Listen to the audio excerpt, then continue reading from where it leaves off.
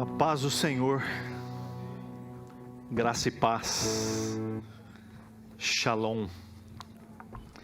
Graças a Deus, queridos, como é bom a gente poder estar juntos mais uma vez, mais um domingo, mais uma semana e poder cultuar o Senhor. Que liberdade maravilhosa nós podemos ter, né? De estar aqui nesse lugar, livremente poder cantar ao Senhor, livremente poder orar, livremente poder abrir a sua palavra e livremente anunciar que Ele é Senhor e Salvador de nossas vidas. Graças a Deus por isso, graças a Deus por essa liberdade que nós gozamos. Nossa série Jesus Chegou Lá em Casa chega ao fim, hoje é a última. Tem sido muito bom para mim poder falar sobre isso. Eu tenho sido bastante ministrado com essa série. Deus tem falado muito comigo sobre esses temas e de como Jesus entra na casa das pessoas, entra na vida das pessoas, de como Jesus transforma vidas. Jesus tem essa capacidade de entrar na vida de alguém, na casa de alguém e transformar radicalmente. Transformar de uma forma maravilhosa, milagrosa e poderosa. E é bom saber disso. É bom saber que Jesus, mesmo nesse tempo e até os dias de hoje, continua fazendo isso. Continua entrando em casas que abrem as portas para Ele e continua transformando pessoas. Graças a Deus por isso. Nós ouvimos aqui durante esses dias essas mensagens de como Jesus fez isso. De como Jesus entra na vida das pessoas e muda, transforma e salva, cura, liberta. Dessa vez é a última casa, é a última visita de Jesus. Dessa vez são todos os discípulos reunidos numa casa. Acontece um encontro maravilhoso, um encontro espetacular que eu gostaria de compartilhar com você. Onde a paz e a alegria encontram lugar no coração deles. Talvez hoje seja o tempo oportuno para que a paz e a alegria encontrem lugar no nosso coração também. Talvez nesses dias tão sombrios que nós vivemos e continuamos vivendo, graças a Deus com menor intensidade agora, mas essa paz, por um tempo, parece que desapareceu. Essa alegria parece que ficou guardada na gaveta. Para quando o novo normal acontecesse, para quando as coisas voltassem ao normal, a gente tirasse da gaveta a alegria e a paz novamente. Mas talvez o tempo é esse. O tempo, como diz o Senhor, sobremodo oportuno, de que a alegria e a paz possa governar novamente a nossa vida, fazer parte dela. Eu comecei essa palavra saudando vocês com a paz, a graça e a paz, o shalom. Algumas igrejas saúdam com a paz de Deus. O que essas saudações na língua crantês têm em comum é a paz. A paz que nós todos precisamos. Nesse texto de João capítulo 20, dos versos 19 em diante, que você pode deixar aberto, nós vamos ver que Jesus saúda aqueles irmãos 3 vezes, com a expressão: a paz seja com vocês.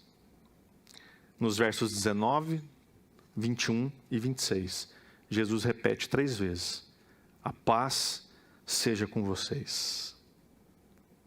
É assim que Jesus saúda aqueles que o abandonaram. Se a gente olhar um pouquinho antes, Jesus foi crucificado e os discípulos se dispersaram, correram, ficaram com medo.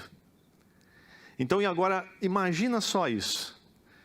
Jesus chega no ambiente onde está reunido os seus amigos, que há pouco o abandonaram, e os saúda. Com a paz seja com vocês. Será que a gente faria a mesma coisa? Será que a gente chegaria na casa de amigos que nos traíram, que negaram, que fugiram, que nos abandonaram, abriríamos a porta e diríamos: amigos, a paz seja com vocês? Talvez a gente agiria de uma forma diferente. Mas Jesus age dessa forma, para nos ensinar que a paz que só Ele pode dar, vem para transformar a vida daquelas pessoas. Jesus encontra então esses discípulos ali, eles estão com medo, aflitos, e Jesus despeja sobre eles a sua paz. Essa paz havia sido anunciada por Ele. Se a gente for ver lá em João 14, versículo 27, ele diz assim: eu lhes deixo um presente, a minha plena paz. E essa paz que eu lhes dou é um presente que o mundo não pode dar. Portanto, não se aflijam, nem tenham medo. Então Jesus, quando chega naquele lugar, naquela casa, encontra os seus discípulos exatamente com medo e aflitos. Tão interessante ouvir que Jesus disse antes, né? Olha, vai acontecer coisas complicadas, difíceis, mas não tenham medo, nem se aflijam. E aí aqueles discípulos diferentes de nós, porque nós não agimos assim, obviamente, né? Fazem exatamente o contrário daquilo que Jesus disse. Ficam com medo e ficam aflitos. Essa paz de Jesus é o resultado da obra maravilhosa de Jesus em nós. Como vemos em Romanos, capítulo 5, versículo 1, que Paulo diz assim: portanto, uma vez que pela fé fomos declarados justos, temos paz com Deus, por causa daquilo que Cristo Jesus, o nosso Senhor, fez por nós. Essa paz não é qualquer paz.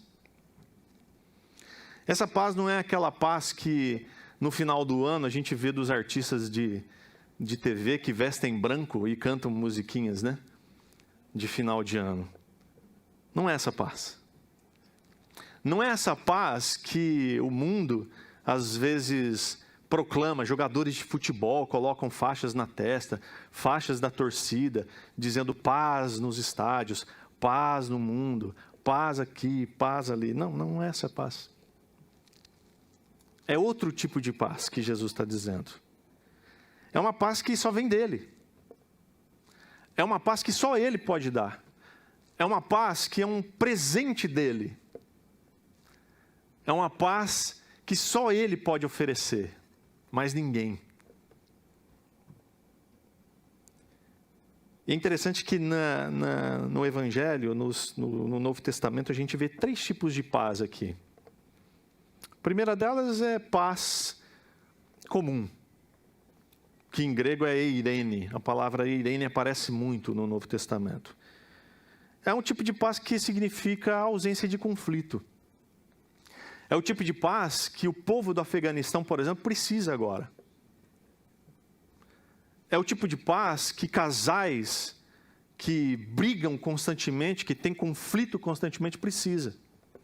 Ausência de conflito. Quando você está vivendo uma tribulação, um momento de angústia, de dificuldade, de briga, de embate, você precisa dessa paz, da Irene. Não é a Irene, é a Irene. Essa paz que é simplesmente a ausência de conflito. Diz a frase que um homem, quando está em paz, não quer guerra com ninguém, né? Ele quer a Irene. Ele está em Irene, está sossegado, está em paz. Nós sabemos que a ausência de conflito não traz uma paz absoluta. Porque pode ser que o conflito dê uma trégua. A gente ouviu dias atrás aqui a Meida, que foi missionária em Israel, e ela contou um pouco da experiência que ela teve lá, dos bombardeios e as sirenes que tocam sempre, da bateria antiaérea de Israel. E ela diz que durante o tempo eles vivem normal. Mas quando a sirene toca, todo mundo tem que correr para o abrigo antiaéreo. Então essa tensão, a gente nem sabe o que é viver nesse tipo de tensão. A gente está aqui em paz, tranquilos, mas se a sirene tocar, eu digo a sirene, não a Irene, a gente tem que correr. Então essa tensão de viver nesses momentos, nesses lapsos de paz, deve ser angustiante. Então não é dessa paz também que Jesus está falando. Lá também tinha a Pax Romana. A Pax Romana era um tipo de paz que tinha aqueles que faziam tudo o que Roma mandava. Porque se desobedecessem a Roma, teriam consequências. Então, aquelas pessoas tinham paz desde que fizessem tudo certinho. Como diz a lei romana, como os soldados mandavam, como os governantes mandavam. Então, eles tinham paz. Eles estavam tranquilos enquanto eles obedecessem a Roma. Também não é esse tipo de paz que Jesus está falando. Não é. A paz que Jesus está falando é do Shalom. É a paz que Jesus declara quando ele diz: olha, eu tenho um presente para você. A paz que só eu posso dar. Essa Shalom. Quando ele chega, ele usa exatamente essa expressão. Shalom Aleichem. Gostaram do meu hebraico?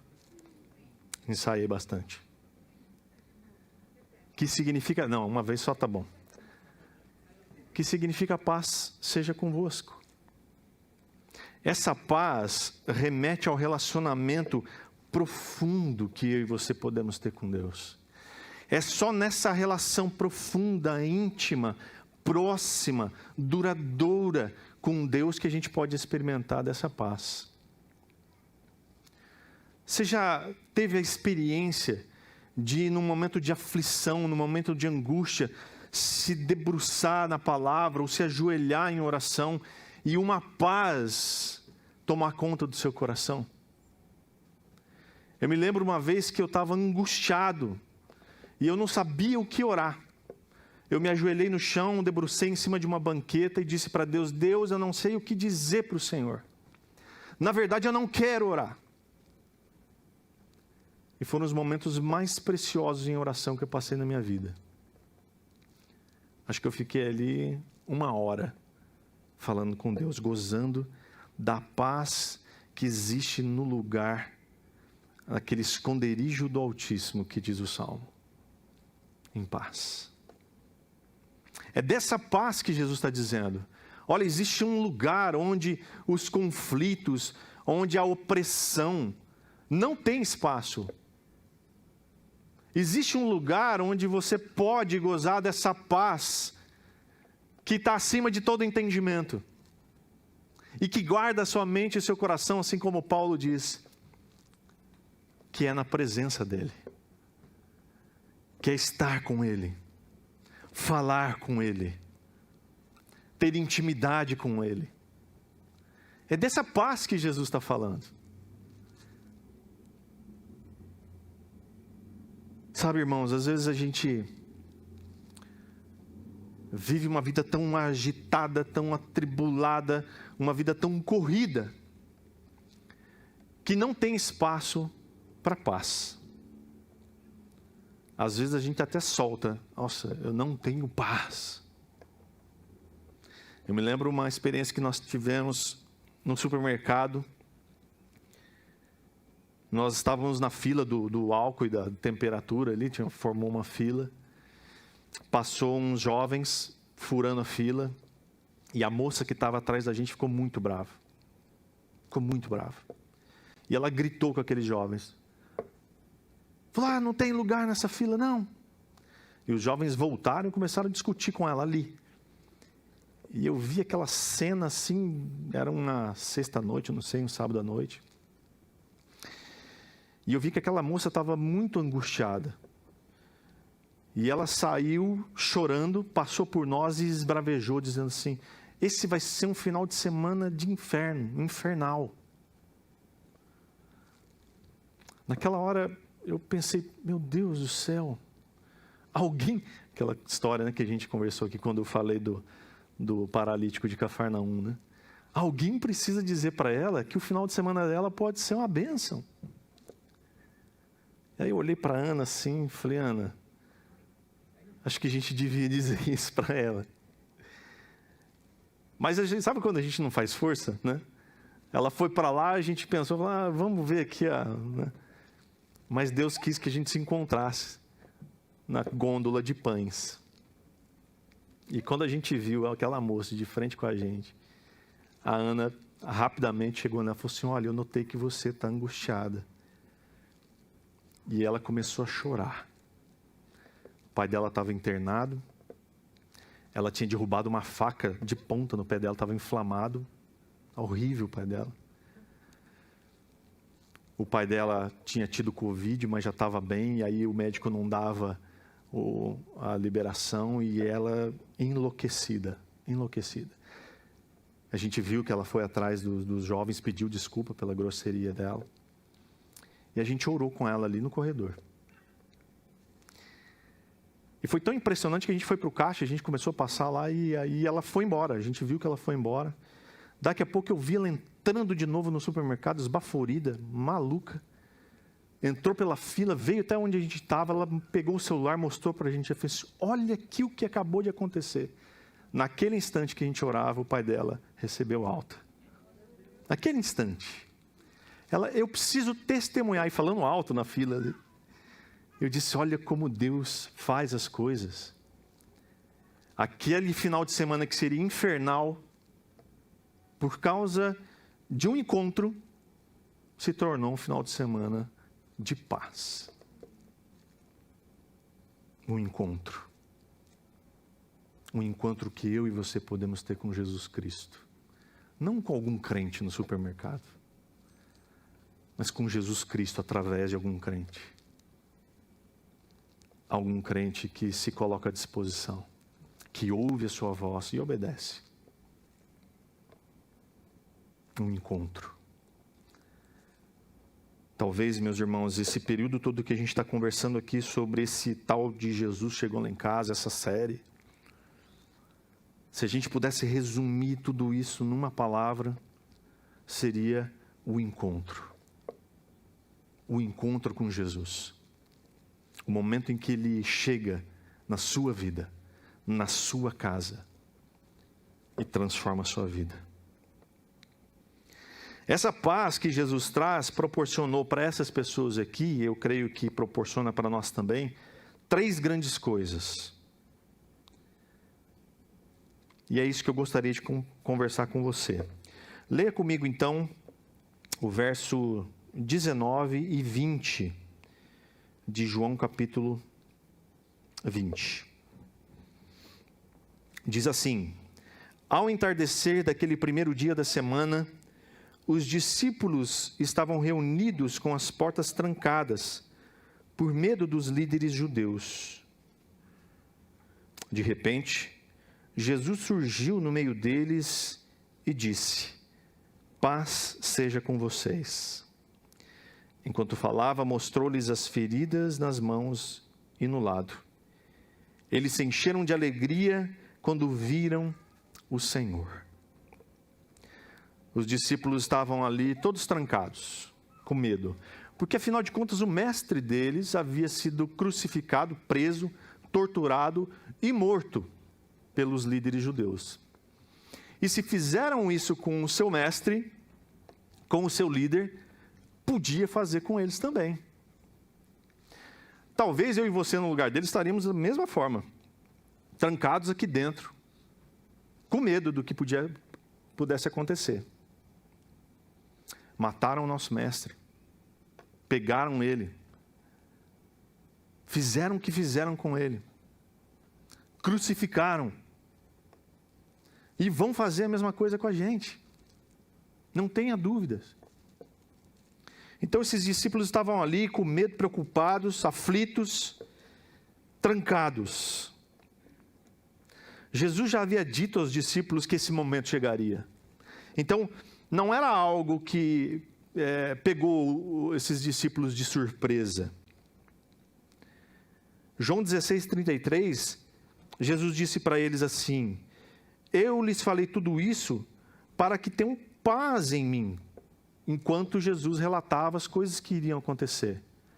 Eu estou dizendo que tudo isso vai acontecer, não para que vocês fiquem aflitos, mas que vocês tenham paz em mim.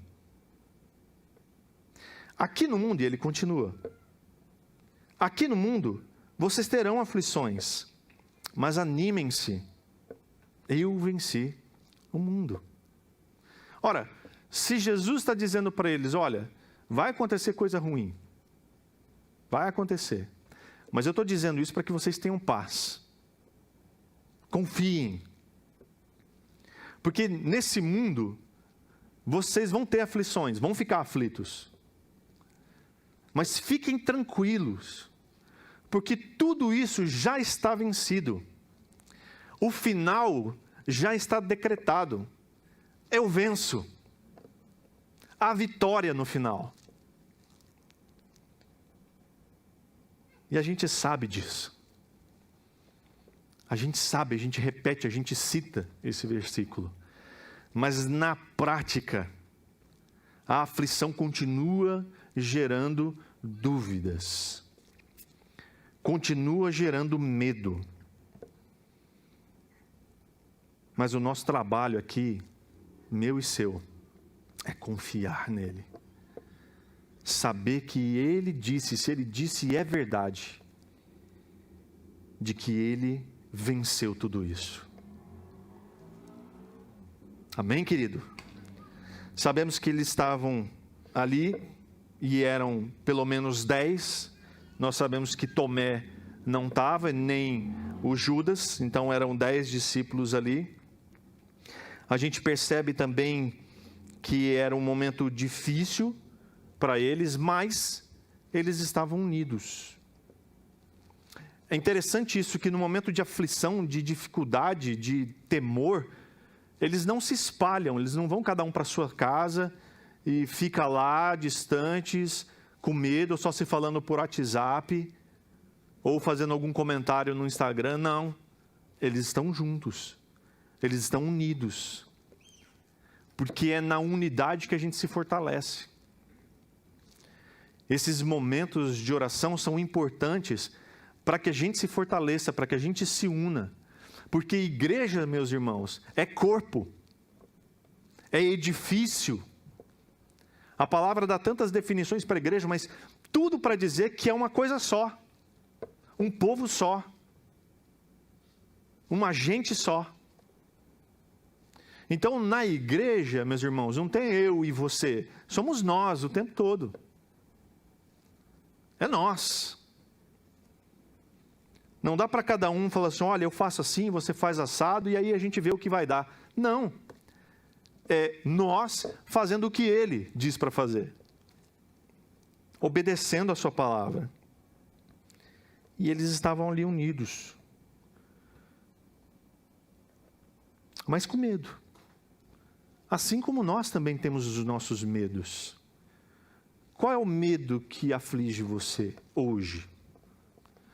O que angustia o seu coração? Talvez há algo aí no seu coração te angustiando, trazendo preocupações, medo do que pode acontecer. E se a gente pudesse parar aqui e começar a ouvir pessoas, nós iríamos ouvir uma imensidão de medos, de angústias. O problema é que esse medo muitas vezes nos congela, nos paralisa. Assim como esses homens estavam ali, parados, congelados, com medo. Mas Jesus se materializa ali no meio deles. Imagina só a cena, né? Você está ali já com medo, aflito, e puf, aparece Jesus no meio deles. Eu acho que aquele mais medroso deve ter ficado com mais medo ainda, né? Assim como Pedro, quando estava no barco e a tempestade quase afundando o navio, e eles veem Jesus andando sobre a água, e a primeira coisa que eles dizem é fantasma. A coisa que estava pior ficou pior ainda. Estava ruim, ficou pior. Fantasma. Certeza. Agora pronto, agora o fantasma do mestre veio puxar o nosso pé. Porque a gente abandonou. Mas Jesus se materializa no meio deles. As portas estavam trancadas, então Jesus surge mesmo. Ele aparece no meio deles. E quando Jesus entra em nossa vida, uma coisa é certa: todo medo desaparece. Todo medo vai embora. E é aí que Jesus saúda esses irmãos a primeira vez, com a paz seja com vocês. Com essas palavras, Jesus tira deles todo medo e vem sobre eles a alegria. Porque quando o medo desaparece, o que vem sobre nós é a alegria. É a alegria. Uma das primeiras coisas que aconteceu comigo depois daquela experiência de oração foi alegria. Quando eu levantei daquela banqueta, a alegria tinha tomado conta do meu coração. Porque a paz de Jesus é aquela que está acima de qualquer circunstância ruim, qualquer adversidade. Inclusive quando nós estamos aterrorizados diante dos inimigos de Cristo. Então Jesus vai até aqueles que precisam se libertar do medo. E mais do que isso, Ele mostra as marcas da sua vitória. Ele mostra para os discípulos as marcas nas mãos e do lado. Como se Jesus estivesse mostrando, está vendo isso aqui? Essas marcas, essas perfurações, essa perfuração aqui no meu lado, que vocês achavam que era mortal, eu as venci. Está aqui as marcas que antes pareciam marcas de morte, mas agora para vocês é marca de vitória. Que glorioso era isso!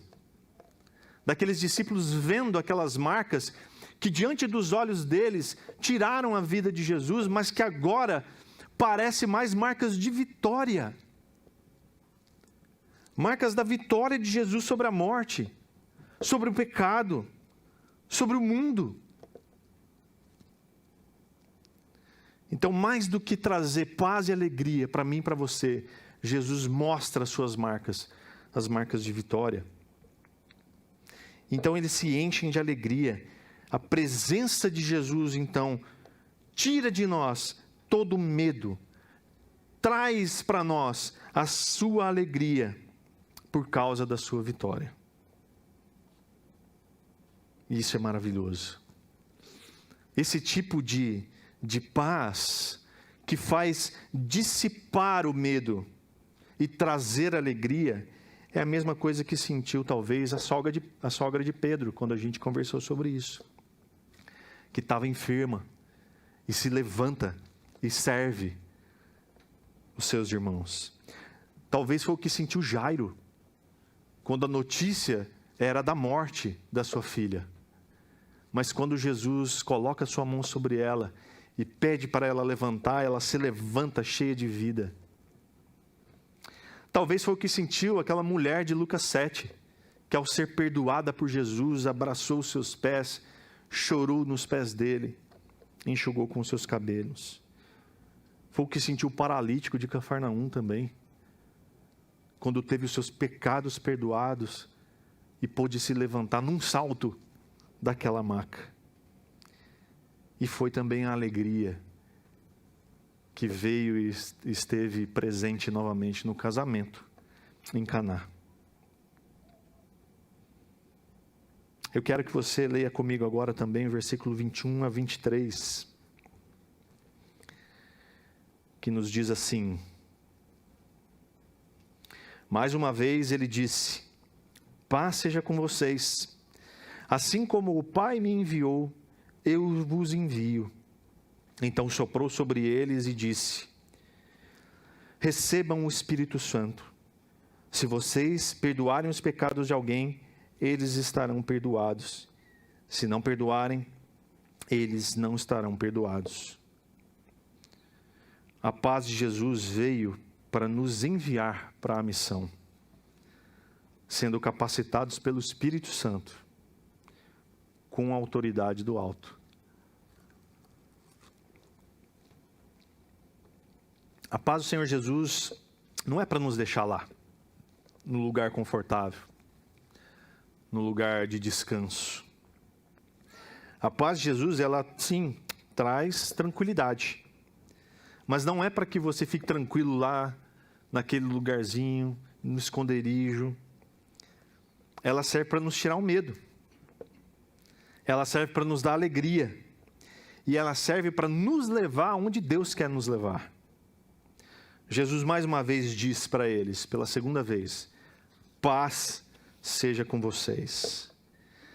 Mas ele diz, assim como o Pai me enviou, eu envio vocês também. A palavra para enviar aqui é apóstolos. Ou seja, é aqui que os discípulos se tornam apóstolos. Porque são enviados. Enviados para cumprir a missão que o Pai havia dado para Jesus, que era de anunciar o Evangelho, de anunciar o reino de Deus. Então, se a gente pode chamar alguém de apóstolo, é esse alguém que cumpre o seu papel de ser enviado por Jesus para anunciar o reino de Deus. Mas não precisa chamar, tá? Amém? Vamos combinar. Não precisa chamar ninguém de apóstolo, não. Chama de enviado. Ou enviado do Senhor. Aleluia, né? A missão do Filho é confiada para eles. A missão da propagação do Evangelho. O anúncio de que o reino de Deus está aí. Agora por toda a terra. Agora, a missão do Filho é dada não só para os discípulos, mas para todo aquele que crê na sua palavra. Então, se você está aqui na qualidade de discípulo de Jesus, essa missão também foi dada a você. Então, você também, pela paz do Senhor, que vem sobre você, e a alegria depositada em seu coração, tem agora uma missão de anunciar. Para o cumprimento da missão, fique tranquilo. Às vezes as pessoas falam assim, mas eu não estou me sentindo capacitado. Eu acho que eu não tenho essa capacitação. O Senhor Jesus capacita com um sopro. Com um sopro. Essa é a capacitação dele. Receba o Espírito Santo. Quer capacitação melhor do que essa? O Espírito do próprio Deus agindo em nós, através de nós.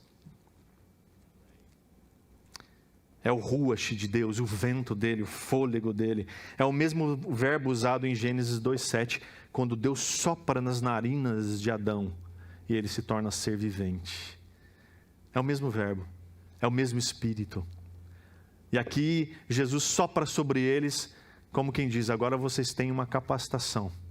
Agora vocês têm alguém que está junto com vocês o tempo todo. Agora vocês têm aquele que anda ao seu lado para te ajudar na missão, no cumprimento da missão. É o Espírito Santo de Deus. Pelo Espírito nós somos comissionados no ministério da reconciliação. Você já ouviu falar nesse ministério, não? É um ministério que todo mundo aqui, independente se você está no ministério de música, ministério com crianças, ministério da palavra, todos estão filiados. Todos estão no ministério da reconciliação. Aí você pergunta, pastor, mas como é que a gente faz para fazer parte aí do ministério da reconciliação? Você já faz. Você já faz. Na sua casa, no seu trabalho, na fila do banco, no supermercado. Que é assim como Paulo nos diz em 2 Coríntios 5, 20 a 21. Ele diz assim, agora, portanto, somos embaixadores de Cristo. Deus faz seu apelo por nosso intermédio, falando em nome de Cristo quando dizemos, reconciliem-se com Deus, pois Deus fez de Cristo, aquele que nunca pecou, a oferta por nosso pecado, para que por meio dele fôssemos declarados justos diante de Deus.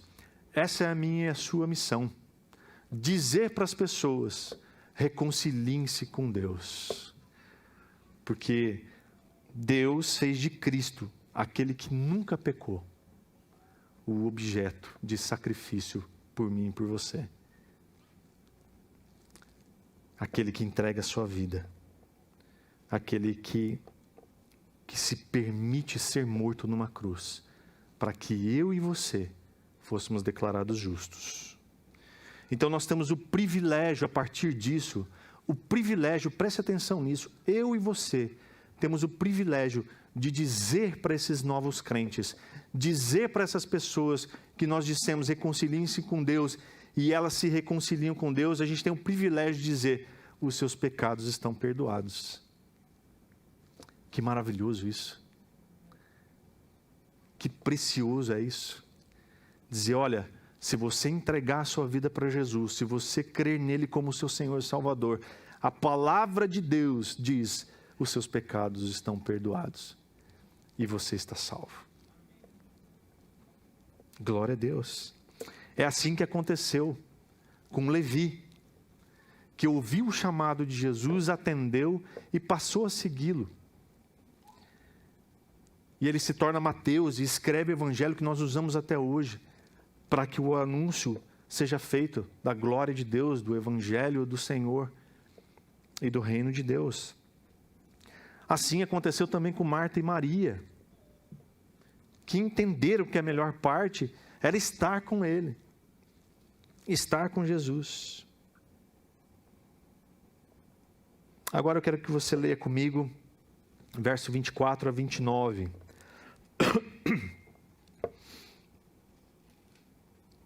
Diz assim: um dos 12, Tomé, apelidado de Gêmeo, não estava com os outros quando Jesus surgiu no meio deles. Eles lhe disseram: vimos o Senhor. Ele, porém, respondeu: não acreditarei se não vir as marcas dos pregos em suas mãos, e não puser os meus dedos nelas, e minha mão na marca em seu lado. 8 dias depois, os discípulos estavam juntos novamente, e dessa vez Tomé estava com eles. As portas estavam trancadas, mas, de repente, como antes, Jesus surgiu no meio deles e disse: paz seja com vocês. Então disse a Tomé: ponha seu dedo aqui e veja as minhas mãos. Ponha sua mão na marca em meu lado. Não seja incrédulo, creia. Meu Senhor e meu Deus, disse Tomé. Então Jesus lhe disse: você crê porque me viu. Felizes são aqueles que creram sem ver. A paz de Jesus veio para dissipar toda a incredulidade e trazer convicção para mim e para você. Tomé fez história como aquele que duvida. As pessoas, quando duvidam de alguma coisa, elas sempre dizem, né? Ah, eu sou igual Tomé, só acredito vendo. Tinha um quadro no programa do Silvio Santos, mais antigos vão lembrar disso, que era Só Acredito Vendo, né? Ele dizia: só acredito vendo, né? E aí apareciam coisas incríveis, impressionantes lá. E esse complexo de Tomé toma conta dos duvidosos, das pessoas que duvidam. Você já desejou, seja sincero com você mesmo, não precisa verbalizar isso, mas você já desejou verdadeiramente ver Jesus nas suas orações, nos seus momentos de comunhão com Ele? Dizer: puxa, como seria bom se Ele estivesse aqui, presencialmente, e eu pudesse falar com Ele olho nos olhos, e pudesse ouvir a sua voz, pudesse tocar nele. Tomé quis essa presença física de Jesus. Mas os planos dele, de Deus, eram melhores do que esse. Pois Jesus não quis estar limitado a um corpo físico, e ele até poderia. Ele poderia continuar aqui por toda a eternidade, fisicamente, presente. Mas Jesus não queria limitações de espaço e tempo. Porque nesse exato momento ele está aqui comigo, aqui no púlpito. E está aí com você me ouvindo também. E isso é maravilhoso. E melhor ainda, quando eu terminar o culto, adivinhe só, ele vai com a gente. Vai no seu carro. Vai estar com você enquanto você preparar o almoço. Vai estar com você enquanto você almoçar. Vai permanecer com você em cada momento do seu dia, da sua semana que se inicia. E é isso que faz de Jesus maravilhoso, a sua presença maravilhosa, trazendo paz e alegria para o meu e o seu coração. Sim, Tomé foi incrédulo. Mas eu sempre digo que Tomé também foi muito sincero. Às vezes nós não somos sinceros na nossa incredulidade, nas nossas dúvidas. Às vezes a gente tem dúvidas e incredulidade, mas por fora a gente está dizendo, amém, eu creio. Mas por dentro você não crê coisa nenhuma. Por dentro você está cheio de dúvidas. Será? Será que Deus vai mesmo acabar com esse negócio? Será que essa vacina vai dar certo? Será? Mas por fora, numa conversa, não, irmãos, Deus que está agindo, Deus está no controle de todas as coisas. Quando a gente perde um ente querido ou alguém, e você deseja, não, meu irmão, que Deus console o seu coração, mas a sua dor é tão profunda, tão doída de verdade, que você fala, será? Será que um dia eu vou poder falar dessa pessoa sem essa dor, sem essa angústia? Será? Os serás sempre rondam a nossa vida. E às vezes nós precisamos ser sinceros diante disso, principalmente com Deus. Porque às vezes até diante de Deus a gente age de uma forma mascarada. Mas Tomé foi sincero, ele falou assim, gente, vocês me desculpam, mas eu vou acreditar quando eu puder tocá-lo. E sabe o que acontece? 8 dias depois, Jesus volta. Talvez por causa de Tomé. E então, meus irmãos, o que a gente aprende aqui é que mesmo no momento de dificuldade, mesmo no momento de dúvida, de incredulidade sua, o Senhor não olha para você com desprezo. Ele diz, você não acredita em mim não? Estou de mal. Fique você então com a sua incredulidade. Não, ele volta por sua causa. Porque ele quer se revelar para você. Ele quer se fazer presente na sua vida. Ele quer que a sua paz e a sua alegria encontrem lugar no seu coração. Mesmo que seu coração esteja agora endurecido por causa da dúvida e da incredulidade. Mas basta um espaçozinho, basta uma brechazinha que você abrir no seu coração para ele entrar e transformar a sua vida. Trazer para você convicção de quem ele é e do que ele pode fazer. Porque não se trata de você, mas dele. Porque ele quer se fazer presente na sua vida. Ele quer habitar em seu coração. Pela terceira vez, ele diz, a paz seja com vocês. Jesus graciosamente volta para lá, por causa da dúvida de Tomé. Porque algumas pessoas precisam duvidar antes de crer. Se a dúvida leva a perguntas, e essas perguntas levam a respostas aceitáveis, então a dúvida fez um bom trabalho. Mas quando a dúvida se torna em teimosia, e essa teimosia no estilo de vida, aí certamente prejudica a fé. Aí fica difícil. Então, se você tiver dúvidas, meus irmãos, não pare aí. Permita que essa dúvida aprofunde a sua fé, à medida que você continua em busca de respostas. Não cesse de buscar respostas para aquilo que você duvida. A ressurreição de Jesus, ela foi literal e física, tanto que permitiu Tomé tirar a prova real.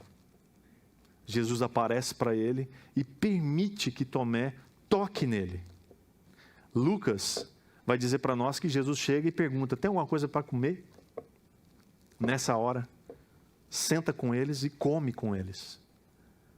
Então não era um fantasma, não era um espectro, não era uma fumaça, era Jesus. Seu corpo era de verdade. Isso é maravilhoso, isso é impressionante. Mas Jesus adverte Tomé. Ele fala: não seja incrédulo, creia. E não só para Tomé, mas para mim e para você nessa manhã. Não seja incrédulo, creia. Ele venceu a morte, ele ressuscitou, ele vivo está. Amém.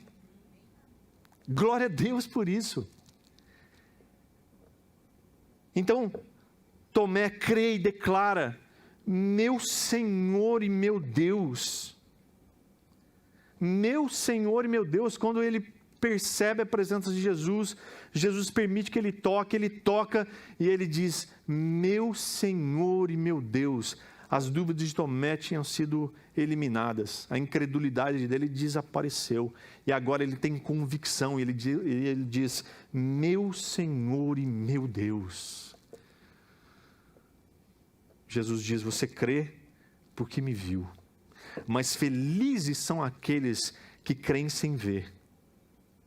O Itamir Neves, ele diz que nesses versos nós constatamos que no processo de convicção é necessário reconhecermos, sermos convencidos, sermos convertidos e confessarmos Jesus como nosso Senhor e Deus. Primeiro a gente se convence, depois a gente se converte e depois a gente confessa: meu Senhor e meu Deus. Meu Senhor e meu Deus. Como é bom saber que Deus se alegra daqueles que creem nele sem vê-lo. Eu lembro de uma historinha de 2 anjos de braço cruzado, olhando para baixo, olhando para a gente aqui, dizendo: olha, eu não sei, para ser bem sincero, eu não sei o que Deus vê nessa turma aí. Cantam mal, nosso louvor aqui é espetacular.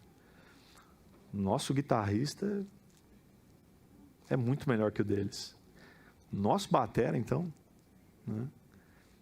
Nosso tecladista, a gente tem harpa, eles não têm, né? Então não sei o que Deus vê na adoração deles, no culto deles. Nosso culto aqui é o melhor, é o culto. O que será que Deus vê neles? Aí o outro anjo olhou e falou assim: eu acho que eu sei o que é. A gente está aqui. Nós vemos quem Ele é. Nós vemos a sua glória. Eles não veem. Eles adoram pela fé. Deus se alegra de mim e de você quando nossa adoração, nosso louvor é genuíno, é sincero. Com dúvidas às vezes, mas sincero. Quando a gente se debruça na Bíblia ou se ajoelha numa banqueta e diz: Senhor, eu estou diante do Senhor, mas eu não sei o que te dizer. Na verdade, eu nem queria estar aqui, mas eu creio que o Senhor está aqui e ouve a minha oração. Assim aconteceu com Zaqueu. Assim aconteceu com os discípulos de Emaús que tinham dúvidas, mas reconheceram Jesus. Sabe, quando Jesus chega na nossa casa, a luz brilha. A luz brilha de tal forma que nada, absolutamente nada, fica oculto. Nada fica escondido. Então Ele transforma na sua vida de tal maneira que a única resposta que nós podemos dar é: meu Senhor e meu Deus.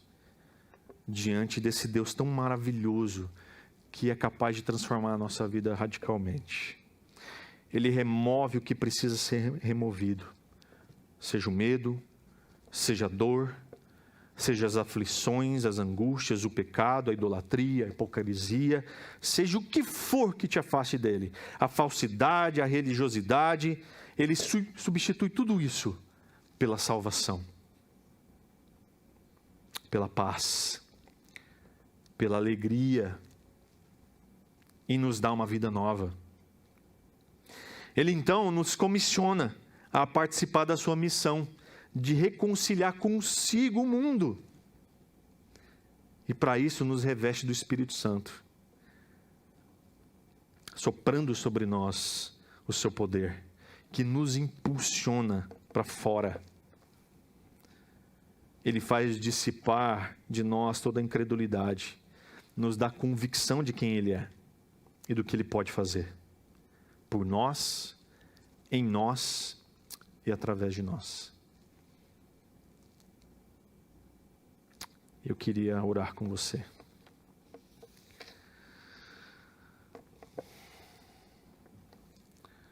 Senhor, nós queremos te agradecer, meu Deus, porque nós sabemos que o Senhor quer entrar em nossa casa, e o Senhor quer transformar a nossa vida, Senhor.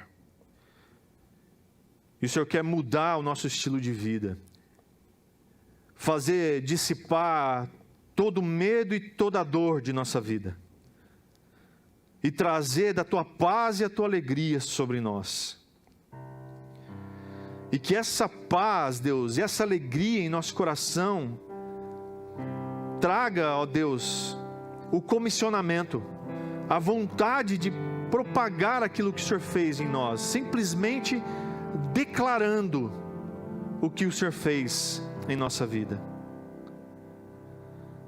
Meu Deus, em nome de Jesus, Pai, que o Senhor gere em nós esse desejo, meu Pai, de proclamar a verdade santa, de que Tu és o Cristo, Filho do Deus vivo, que é capaz de transformar a nossa vida. E por último, o Senhor vem em nossa casa para tirar de nós toda a incredulidade, toda a dúvida, e nos dar a convicção. Primeiro, a convicção dos nossos pecados. Sabemos que nós somos pecadores e precisamos da Tua glória, precisamos da Tua graça. E segundo, a convicção do Teu perdão. A convicção de que o Senhor nos une a Ti e nos une aos nossos irmãos. Te louvamos, ó Deus, por esse tempo precioso juntos. Te louvamos, ó Deus, porque nós podemos estar aqui como igreja celebrando a Tua vitória, celebrando o Jesus que é Rei dos Reis e Senhor dos Senhores, que venceu a morte, que nos deu salvação, e espera que todos nós estejamos juntos, adorando e declarando que Ele é o Senhor. Ó Deus, nós Te louvamos, nós Te bendizemos, Senhor. Ah, meu Deus, muito obrigado por isso, Senhor. Obrigado pela Tua palavra, em nome de Jesus. Ah, Deus, obrigado, Senhor. Vamos ficar de pé, irmãos. Glórias Te damos, Senhor. Amém, meus queridos.